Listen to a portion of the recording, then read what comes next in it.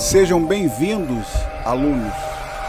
Aula de filosofia, aqui é o professor Marcelo.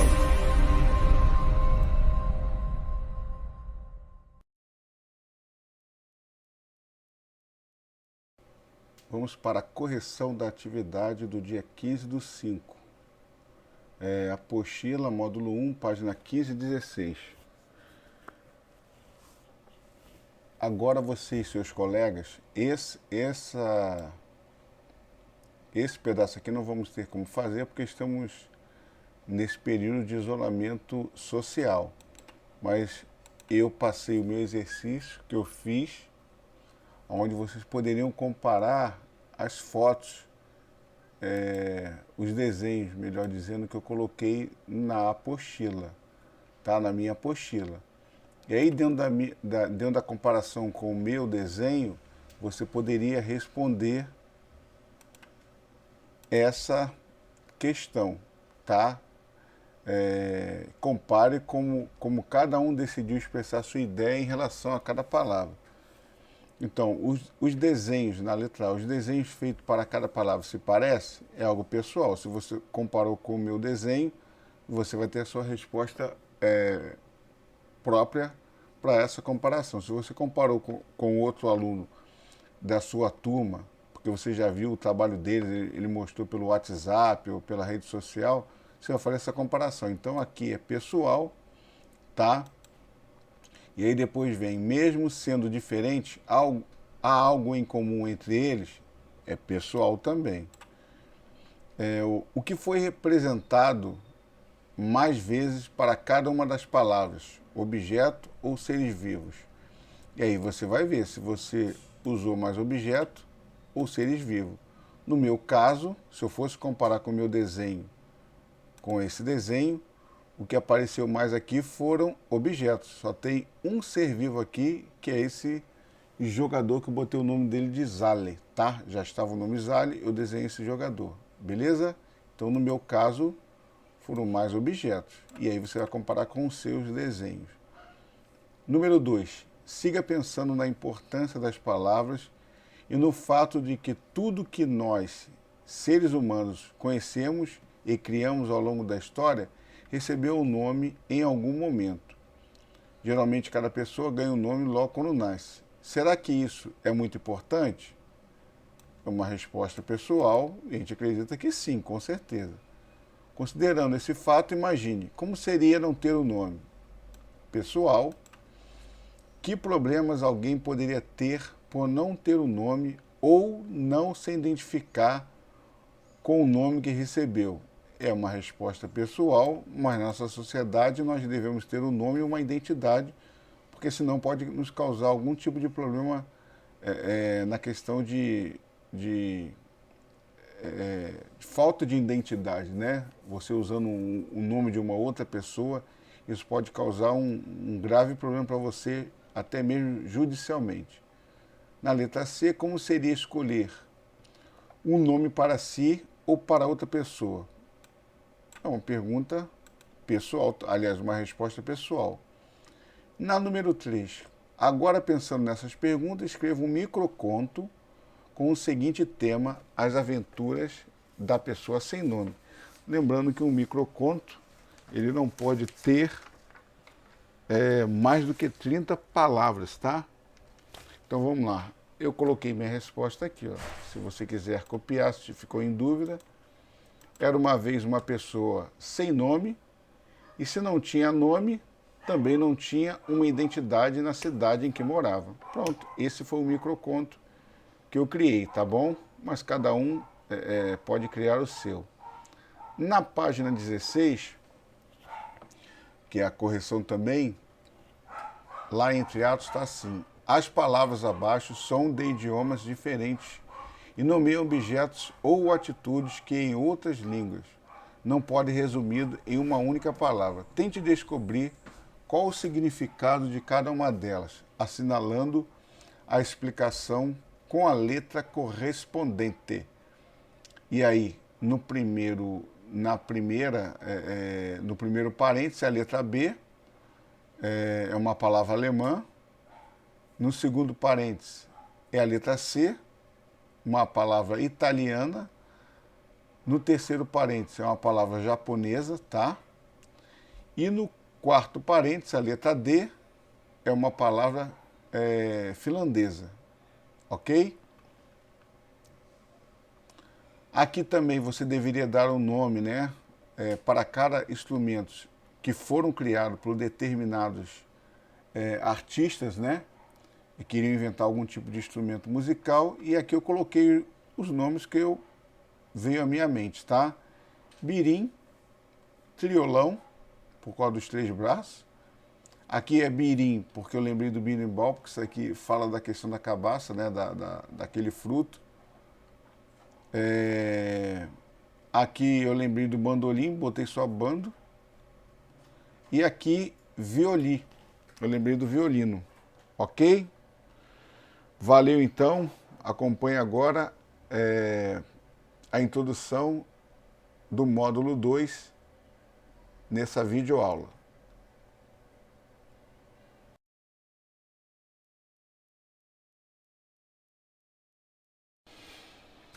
Vamos lá, minha gente. Linguagens da arte. É o nosso módulo 2 da apostila. Esse módulo dá sequência à reflexão sobre as funções da linguagem iniciada no módulo anterior. Nós trabalhamos no módulo anterior, no módulo 1, as palavras e o mundo. Nesse módulo 2, estimularemos a pensar sobre as diferenças entre textos utilitários e textos estéticos, tá? Então vamos lá para textos utilitários. Texto utilitário será todo aquele que pode ser útil a alguém, tá? Todo texto que é conveniente, que se saiba fazer sem necessitar de minutas ou qualquer outro tipo de ajuda, como é o caso de um requerimento, de uma carta de reclamação, de uma declaração, de um contrato, de um regulamento e de um relatório, tá? E a estética textual, né? Textos estéticos, né? Será relacionada à forma como você apresenta seu texto para o leitor, levando em consideração questões como legibilidade da escrita, organização dos parágrafos, espaçamento entre palavras e respeito aos limites da linha, dentre outros, tá? Então nós vamos trabalhar dentro desse contexto do módulo 2 na questão de textos utilitários e texto estético, dentro dessa linha de linguagens da arte, tá ok?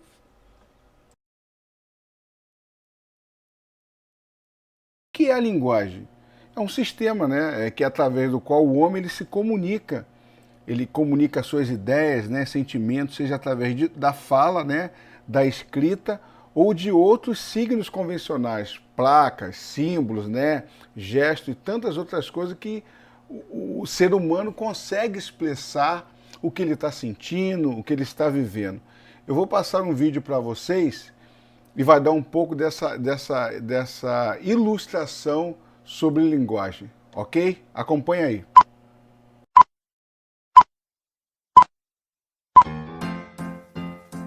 Linguagem verbal e não verbal. Nós, seres humanos, nos comunicamos através da linguagem. Podemos, por exemplo, trocar informações, expressarmos nossos sentimentos e pensamentos, fazermos questionamentos por meio de palavras, gestos, símbolos, desenhos, da postura corporal e do tom de voz.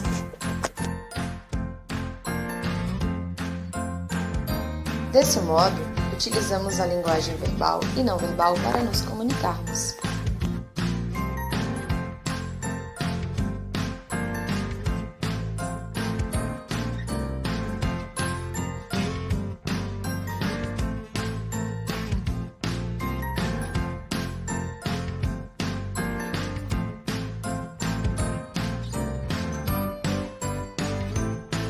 Um dos aspectos que pode interferir no processo de comunicação é o código a ser utilizado. Esse deve ser entendível para ambos, receptor e emissor.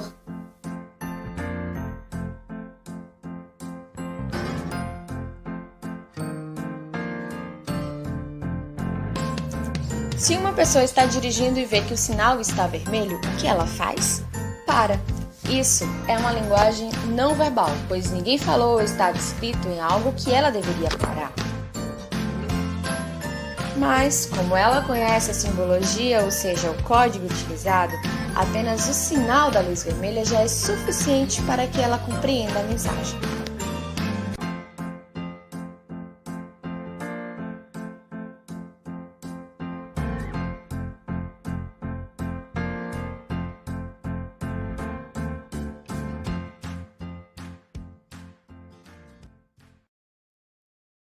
Created using Powtoon.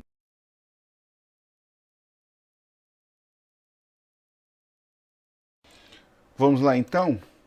Qual é a linguagem da arte? Nós estamos vendo agora uma pintura rupestre, né?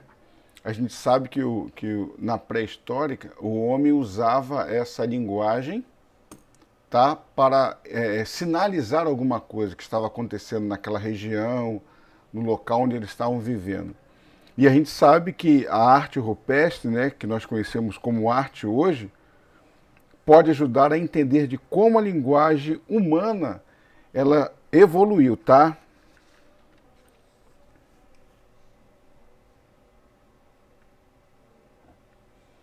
As linguagens artísticas dividem-se em artes visuais, teatro, dança e música. Artes visuais. Olha que arte visual linda, né? Se eu não me engano, esse painel, ele tem lá no Rio de Janeiro, ali onde era o antigo cais do Porto, ali onde tem perto, ali próximo do Museu do Amanhã. Se eu não me engano, tem essa no Porto Maravilha, melhor dizendo. Agora o local foi urbanizado, é chamado como Porto Maravilha. Essa arte, se eu não me engano, está lá. Então vamos lá, falando sobre arte visual. As artes que normalmente lidam com a visão como seu meio principal de apreciação costumam ser chamadas de arte visuais. Consideram-se as artes visuais as seguintes: pintura, desenho, fotografia, gravura, cinema. Além dessas, são consideradas ainda como artes visuais a escultura, a instalação, a arquitetura, a novela, o web design, a moda, a decoração e o paisagismo. Teatro. O teatro é uma arte em que um ator ou conjunto de atores interpreta uma história ou atividades com auxílio de dramaturgos, diretores e técnicos, que têm como objetivo apresentar uma situação e despertar sentimento no público. Música. Dentro das artes, a música pode ser classificada como uma arte de representação, uma arte sublime, uma arte de espetáculo. Dança. A dança é uma das 3 principais artes cênicas da antiguidade, ao lado do teatro e da música. Vamos pensar juntos? O que nós podemos concluir é que o surgimento da linguagem é um fato fundamental na história humana. Com certeza não seria possível a organização dos seres humanos em sociedade sem a linguagem, né? E vice-versa. Isso indica que a linguagem e a vida em sociedade com certeza deve ter surgido praticamente ao mesmo tempo.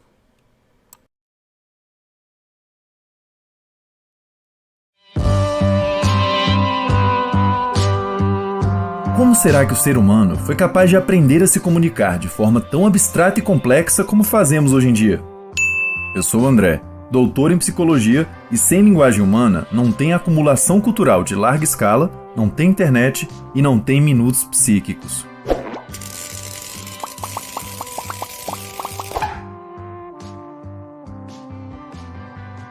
A linguagem humana é complexa de um jeito único quando comparada a outros seres vivos, embora muitos seres consigam se comunicar.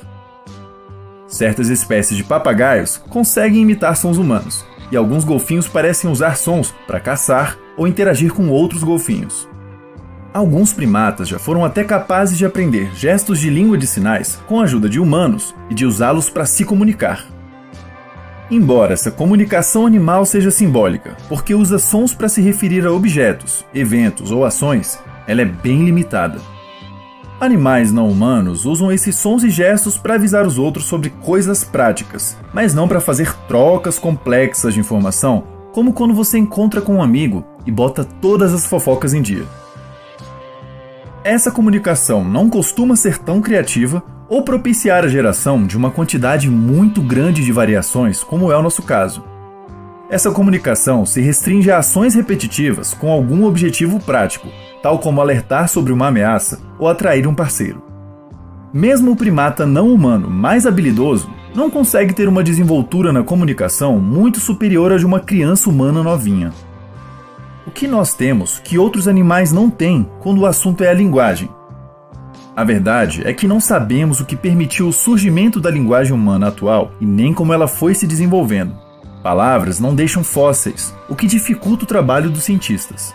Mesmo assim, outras fontes de dados já nos deram boas pistas. Será que as capacidades necessárias para usar linguagem complexa surgiram uma vez ou surgiram várias vezes de forma independente? Sabemos que todas as línguas humanas combinam sons para compor palavras, sendo que muitos desses sons são parecidos entre as línguas. Elas também usam palavras para criar sentenças, e as suas estruturas semânticas tendem a ser parecidas. Além disso, quase qualquer pessoa é capaz de aprender qualquer língua se for exposta a ela na época ideal. Nós possuímos uma versão do gene conhecido como FOXP2, que difere do que os chimpanzés possuem em apenas 2 aminoácidos. O FOXP2 regula, dentre várias coisas, o controle motor fino de músculos faciais usados na fala, e mutações nele podem causar dificuldades para falar. Esses dados sugerem que os pré-requisitos biológicos para desenvolver a linguagem humana podem ter tido uma mesma origem no passado. Mas uma vez equipados desses pré-requisitos, como que a linguagem dos humanos foi se modificando? Muitos debates entre cientistas já rolaram e ainda rolam sobre isso, sem que haja um consenso. Alguns acreditam que uma única mutação genética em um indivíduo pode ter mudado decisivamente a capacidade dele falar e ter se espalhado entre as gerações seguintes.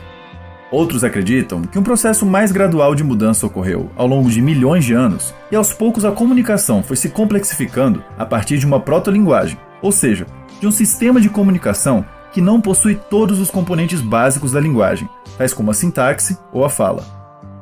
Pode ser que antes de desenvolver plenamente a fala, os seres humanos tenham aprendido a controlar de forma mais precisa suas vozes, mas não para falar, e sim para cantar a partir de alguma forma de protolinguagem.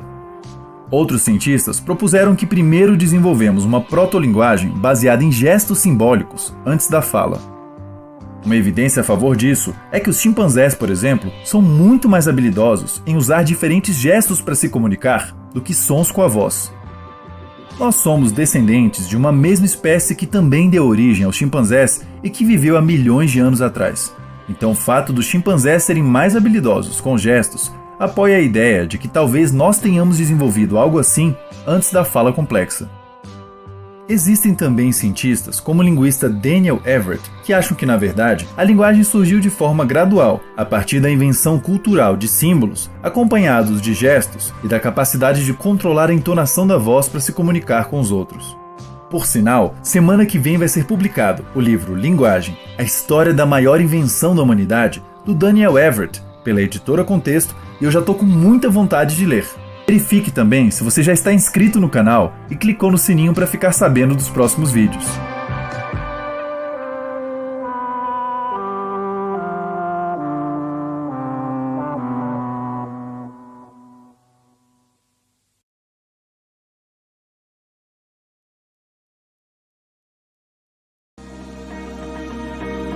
Até a próxima aula. Deus os abençoe.